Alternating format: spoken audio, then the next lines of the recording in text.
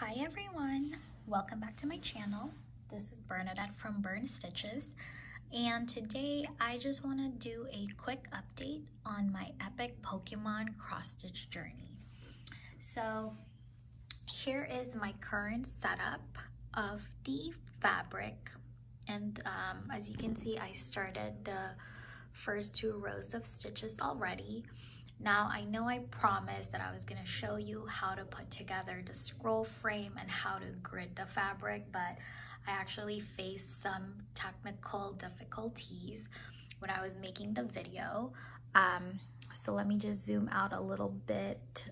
So this is the lap frame that I ordered from Amazon, and I can put the link down below.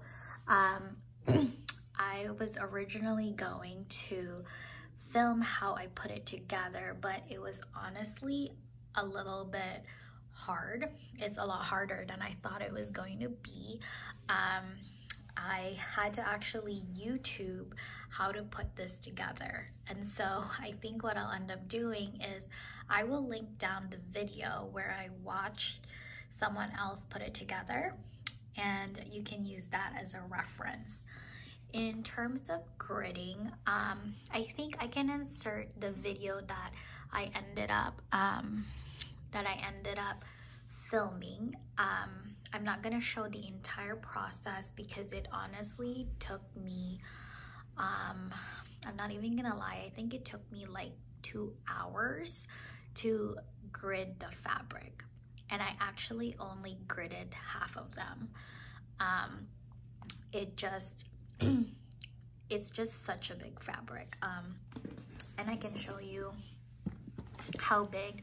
I mean, for reference, this is 36 by 43 for the size of the fabric, and so I had to even look up how to load this in the scroll frame. But as you can see, I had to fold down the fabric here multiple times just so it can actually fit the width of the fabric.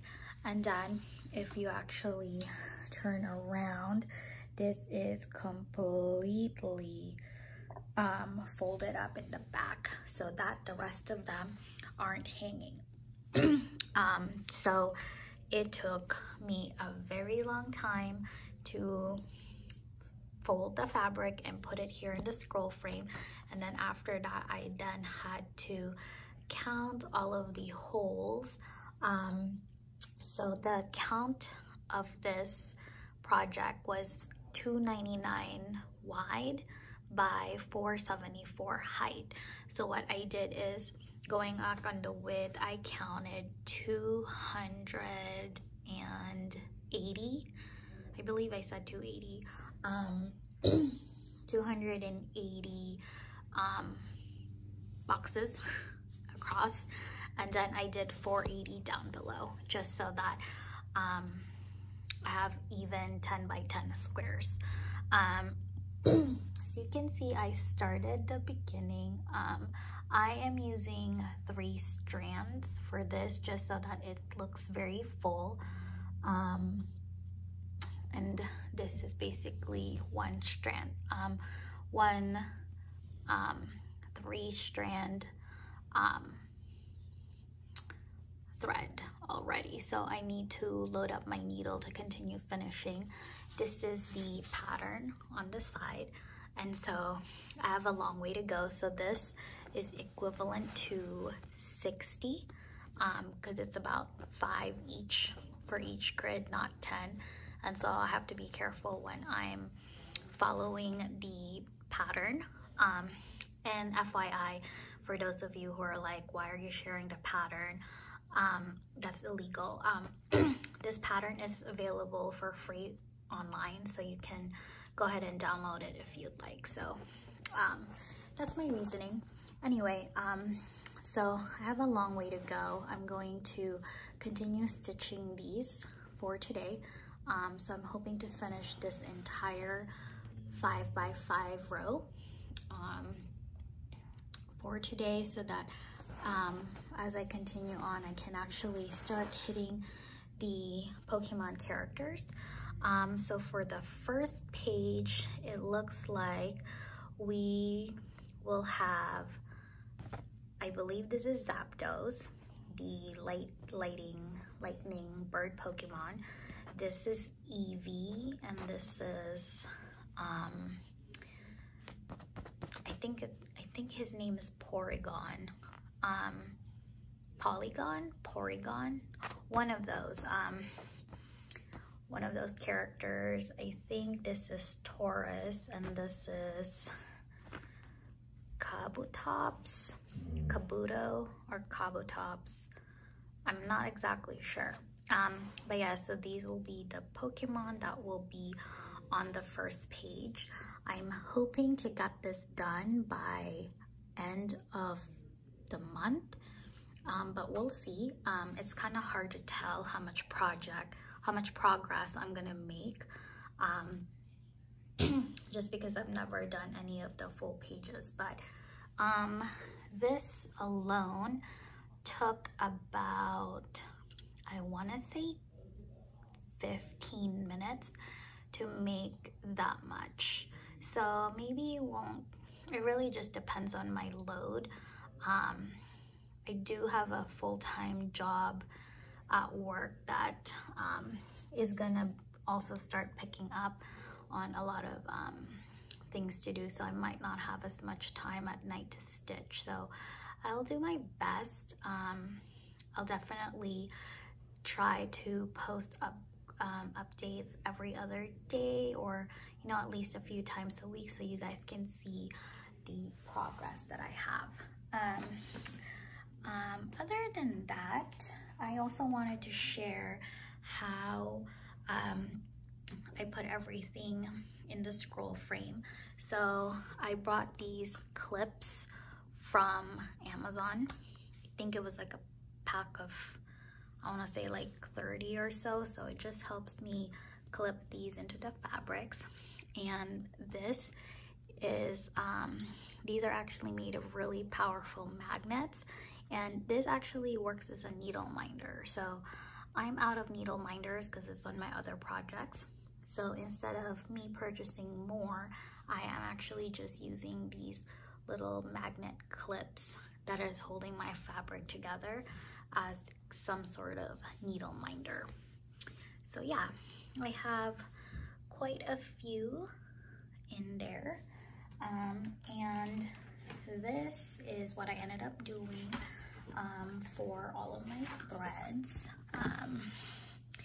Here is my case. I purchased this from Michaels, I think, a few years ago. I'm not exactly sure. I think it was either Michaels or Amazon, but these are all the colors that I need to complete page 1 and page 2. So I wasn't expecting it to be so many different colors, but this project does have 105 colors in total, not counting the multiple number of skeins that I have to purchase for each one. But yeah, these are the colors that I will be using for page 1 and 2. I tried to sort this as much as possible by its color family. It's not perfect, which is okay. I am anticipating I'll be swapping these a lot or refilling the colors based on the usage. So this is how I sorted it. I also have my scissors. I'm using these really thin and sharp scissors. Can't really focus how thin it is, but it's pretty thin, and I need this to be really pointy at the end and sharp, because I am planning on only stitching at the front for this project, so that I don't have to keep turning the fabric front and back, which eats up a lot of my time.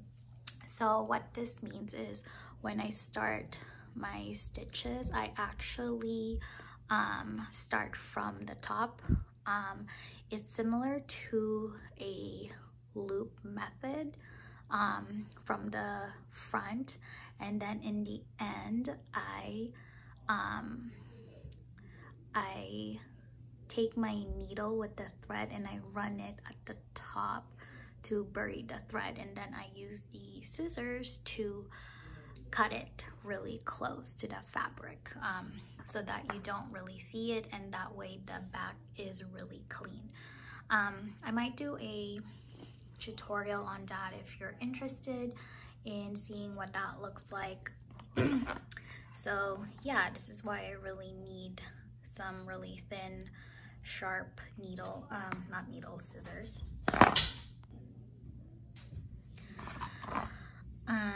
So yeah, I purchased these from Amazon. It actually came with a pack of 2, so I have another one that I use for my other project. Other than that, I have a pack of needles down here.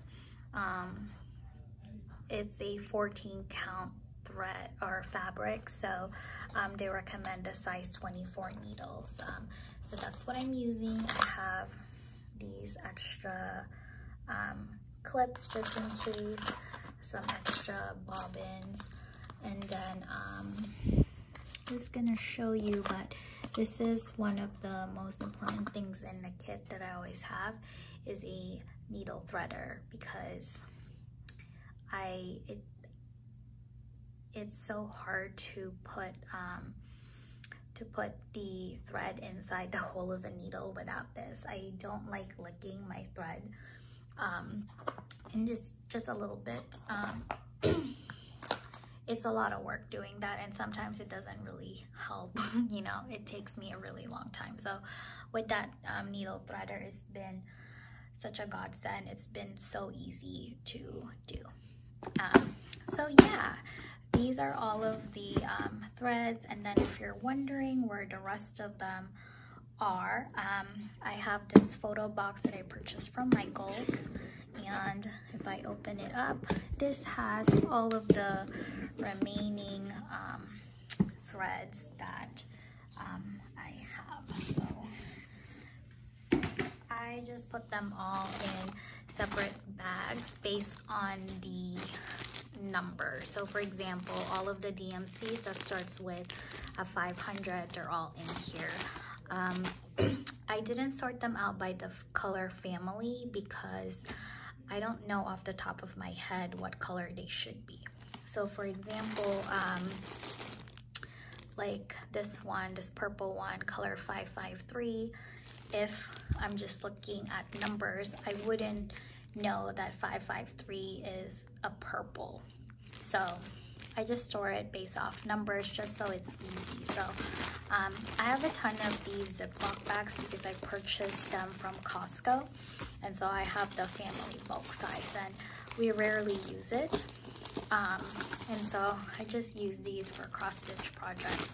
So you can see color 310 and this color 157 are the biggest number of colors that I have in the collection, just because this is the background color, and of course this is kind of the outline. So I have a lot of those. I have over 20 faucet or 20 packs of 157 just for this project.